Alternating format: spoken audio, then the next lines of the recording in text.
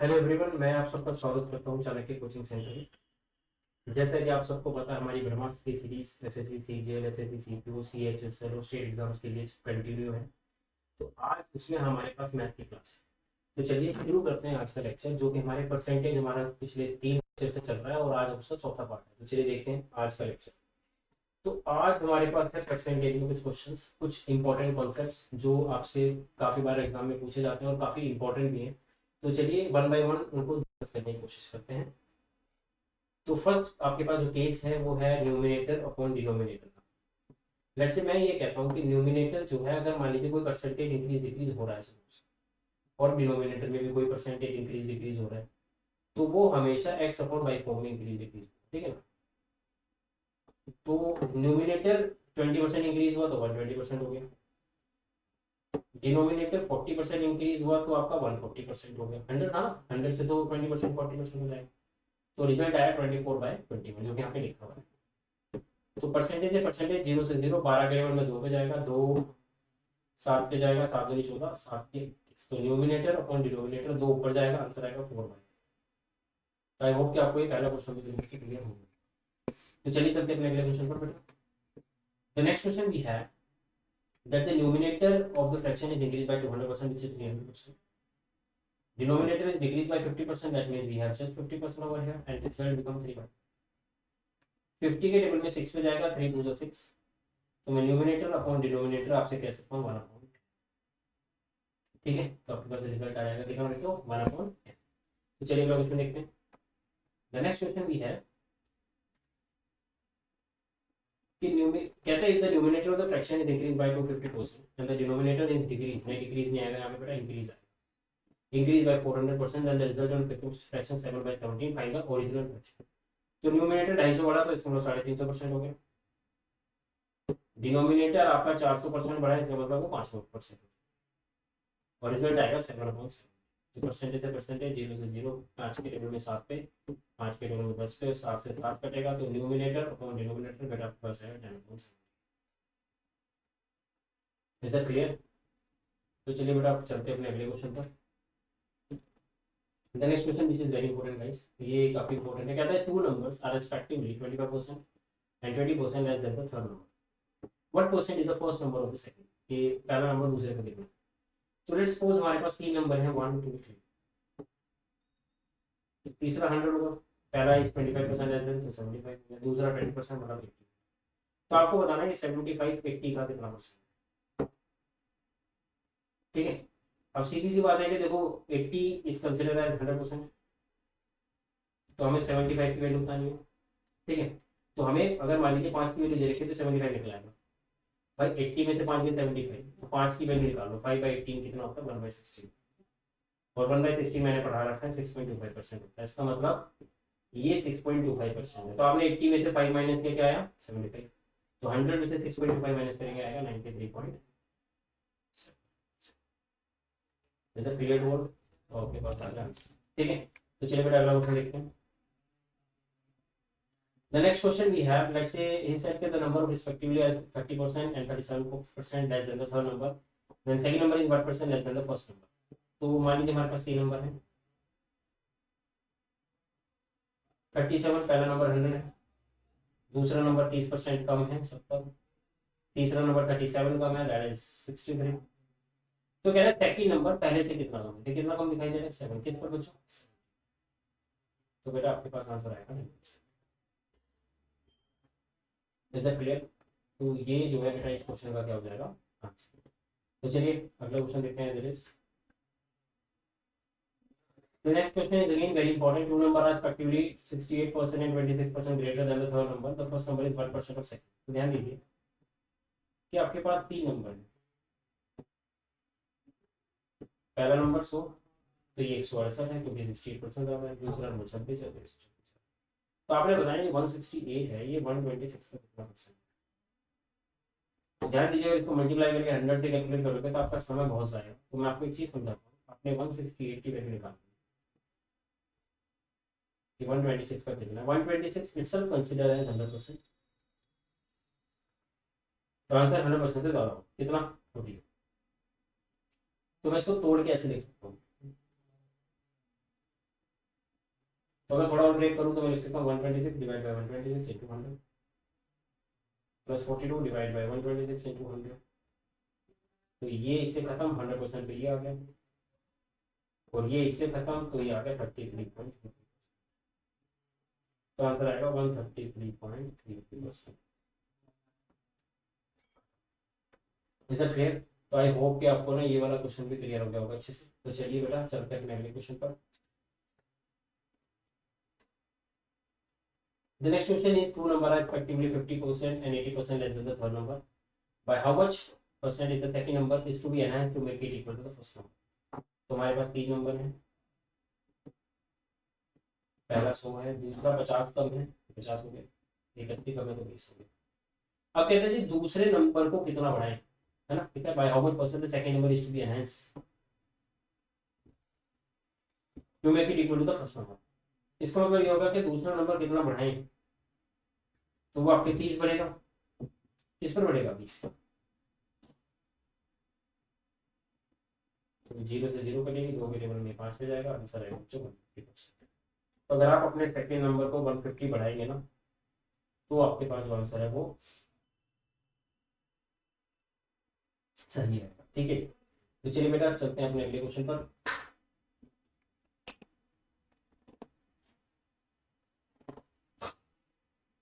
तो बात ऐसी है, यहाँ पे आपके पास चार क्वेश्चन है। Due to 25% increase in the gram price of gram flour, now 5 kg less gram flour is obtained in ₹3। Then पहला, find the quantity of the gram flour. Second, find the new price of the gram flour. Third, find the old price of the gram flour, and find the old price of the per kg of the gram flour. ठीक है ना, quantity and price. ठीक है, यहाँ पे आपके पास चार question है, देखिए ध्यान से। आपने कॉन्सेप्ट पढ़ा होगा that price is inversely proportional to quantity. कहते हैं 25% अगर प्राइस में इंक्रीज होंगे, तो प्राइस ना दो तरह के होते हैं, एक होता है इनिशियल प्राइस, एक होता है फाइनल प्राइस। 25% का मतलब होता है 1/4। अगर आज 4 रुपए तो कल कितने होंगे? 5। ये प्राइस होगा। तो क्वांटिटी का रेशियो क्या हो जाएगा? 5 से। तो ये ओरिजिनल है, फाइनल। तो क्वांटिटी कितनी डिक्रीज हुई? 1। और 1 की वैल्यू कितनी है? 5 kg। तो हम कह सकते हैं पहले कितनी क्वांटिटी मिली होगी बच्चों? 25 kg। और अब कितनी क्वांटिटी मिली है? 20 kg। तो find the new quantity is 25 kg, find the old quantity which is 20 kg। तो 25 एंड 20। प्राइस पूछ रहा है आपसे, तो 300 रुपए में पहले 25 किलो मिलता था, तो रेट आएगा 12। अब 300 रुपए में 20 किलो मिलता है, तो बेटा रेट बढ़ गया 15। ठीक है, तो आई होप कि आप लोगों ने ये वाला कॉन्सेप्ट भी क्लियर हो गया। तो चलिए बढ़ते हैं अपने अगले क्वेश्चन पर। अब ये क्वेश्चन आप काफी इजीली कर पाएंगे। ठीक है, कॉन्सेप्ट कहते हैं 20% रिडक्शन प्राइस ऑफ शुगर। तो प्राइस 20% डिक्रीज हुए हैं, 20% बोलो 1/5। 5 की जगह 4 में बेचोगे तो क्वांटिटी बेटा 4 से चल जाएगी। ऑब्वियसली बात है, क्वांटिटी ज्यादा लोगे 1 की वैल्यू 8 आ जाएगी। तो 4 की वैल्यू 32 और 5 की वैल्यू 40। तो कहता है जी what was the price of the kg sugar before reduction. तो आप 160 kg खरीद रहे थे 32 किलो का, तो सीधा पूछ। Is it clear? तो ये है बेटा इस क्वेश्चन का आंसर। तो चलिए चलते हैं अपने अगले क्वेश्चन पर। 20% reduction price of, price 20% reduction हो गई। 20% का मतलब जैसे मैंने अभी आपको बताया 1/5। 5 से कितने हो जाएंगे? क्वांटिटी क्या हो जाएगी? 4 से 5। तो क्वांटिटी कितनी खरीद पा रहे हैं आप? एक की वैल्यू 5 किलो। अब कितनी हो गई? 20। और पहले कितनी थी? 25। तो 4 पे 12 होगी, ठीक है ना, 1200। तो find the reduced price. Reduced price तो ये है, तो ये हो जाएगा 1200 डिवाइड बाय 25 किलो। तो 25 का 100 और 12 के 48। तो 48 किलो के हिसाब से जो है वो आपको। ठीक है, तो चलिए देखते हैं अगला क्वेश्चन क्या कहता है।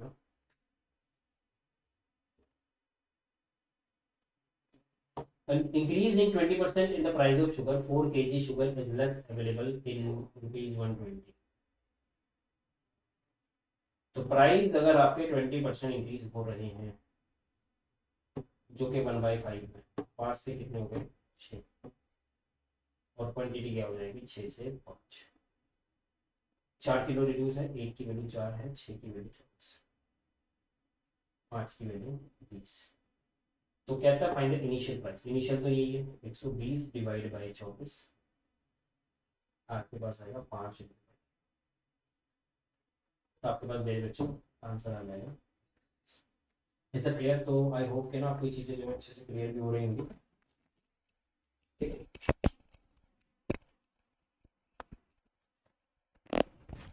तो चलिए बच्चों आगे देखते हैं कैसे कहता है।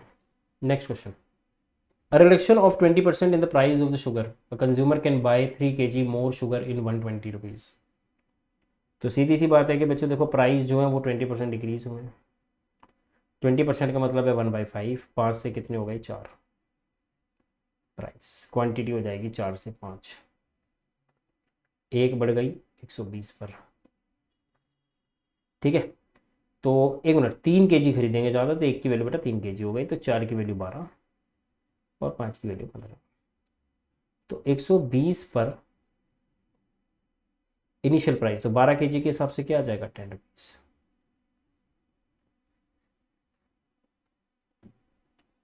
ठीक है, तो चलिए बढ़ते हैं अपने अगले क्वेश्चन पर।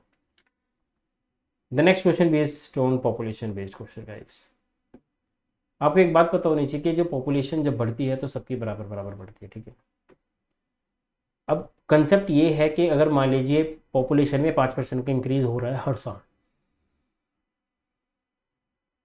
तो बच्चों 5% का मतलब होता है 1/20। आज 20 हैं, कल 21 होंगे, और बेटा कितने साल तक बढ़ा है 3 साल तक, तो हम इसको 3 बार मल्टीप्लाई करेंगे। कितनी बार मल्टीप्लाई करेंगे बेटा 3 बार, या फिर 20 का क्यूब लिखेंगे और 21 का क्यूब लिखेंगे। 20 का क्यूब बेटा 8,000, 21 का होता है 9261। 8,000 की वैल्यू है 80,000, 1000 का मल्टीपल 10 का मल्टीपल आ गया, तो बस ये भी 10 से मल्टीप्लाई होगा, आपके पास आएगा 9261। तो आंसर है option number A, which is 9261। तो बच्चों इसी तरह से क्या है, आपको सारे के सारे क्वेश्चन जो है वो सोल्व करते हुए चलना है। ठीक है ना, तो देखते हैं आगे क्या मिलेगा हमें, बढ़ते हैं आगे। अब पॉपुलेशन जो है बेटा, अब इस क्वेश्चन को ध्यान से देखो, the population town is increase at the rate of 15%। बेटा 15% का मतलब होता है 3/20, तो 20 से कितनी हो जाएगी 23, और कितनी बार बढ़ी है 2 बार।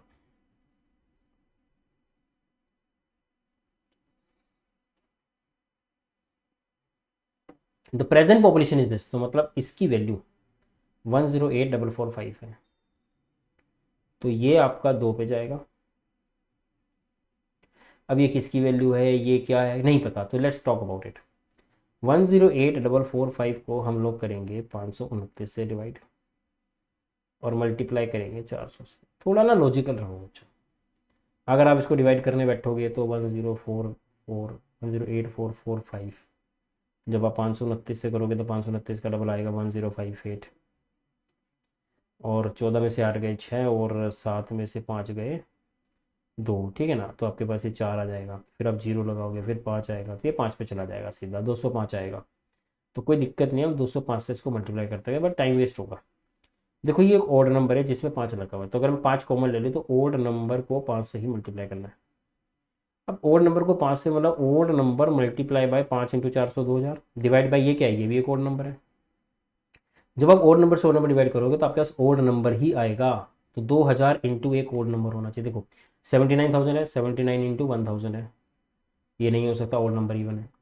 85,000 इंटू 1000 है, ये भी नहीं हो सकता क्योंकि 85 का ओड नंबर है। ये ओड नंबर है 41 इंटू 2000 वाला, ये मैच कर रहा है। Is that clear? ये हो सकता है नहीं क्योंकि ये इवन नंबर है, तो आपके पास आएगा आंसर 82,000। Is that clear? तो इस तरीके से क्या है कि आपने क्वेश्चन को सॉल्व कर लेना है। ठीक है, तो चलिए अगले क्वेश्चन देखते हैं। द नेक्स्ट क्वेश्चन, यहाँ पे आंसर जो है यार ये गलत दे रखे हैं, आई थिंक दे आर, और ये क्वेश्चन मैं ऑलरेडी करवा भी चुका हूँ, तो ये आप खुद से कर लेना एक बार, ऐसे इसके आंसर जो है वो गलत हैं। ठीक है, ये ऑलरेडी करवा चुका हूँ, तो let's start with next question. तो पॉपुलेशन बेस्ड क्वेश्चन में हमारे पास एक सेकेंड कॉन्सेप्ट है। ठीक है, the population of A village is 9600। मान लीजिए हमारी एक पॉपुलेशन है विलेज की 9600। अब कहते हैं जी मेल पॉपुलेशन आपकी इंक्रीज हुई 8%, और फीमेल पॉपुलेशन आपकी इंक्रीज हुई 5%। और ओवरऑल जब बढ़ी तो वो होगी 10,272। तो कितनी बढ़ी? 672। ठीक है, कितनी बढ़ गई? 672। तो मेल 8% है, ये 5% है, ठीक है ना। तो भैया अब हमें नहीं पता कितनी पॉपुलेशन है, तो मान लो मेल एक्स है तो 8% बढ़ गया। फीमेल हो गई 96, 100 माइनस एक्स, तो ये 5% हो गए। और एक्चुअल पॉपुलेशन बढ़ी है 672। तो चलिए बस हो गया 8x%। 5% ऑफ 9600 इज लेट से 480 minus 5x% is equal to 672। तो ये आ जाएगा 3x% इज इक्वल्स टू 192। तो आपके पास आएगा x की वैल्यू 192 डिवाइड बाई 3%, तो 3 से 100 हो जाएगा, ये आएगा 64। तो आंसर आएगा 6400। कितना आएगा x का वैल्यू? 6400। तो इसका मतलब मेल, मेल ही पूछा है, मेल ही आपके पास 6400 आए हैं, तो आंसर है 6400। Is that clear? तो मेरे हिसाब से आपको ना ये क्वेश्चन तो क्लियर हो ही गया होगा। तो चलिए देखते हैं अगला क्वेश्चन क्या कहता है। That's all for the day guys, thank you so much. आज की क्लास को हम लोग यहीं पे निपटाएंगे, ठीक है। तो यहीं तक आज का लेक्चर है हमारा। तो आई होप कि आपको ये चीज़ें समझ में आ गई होंगी, ठीक है। Thank you so much guys, have a good day, thank you.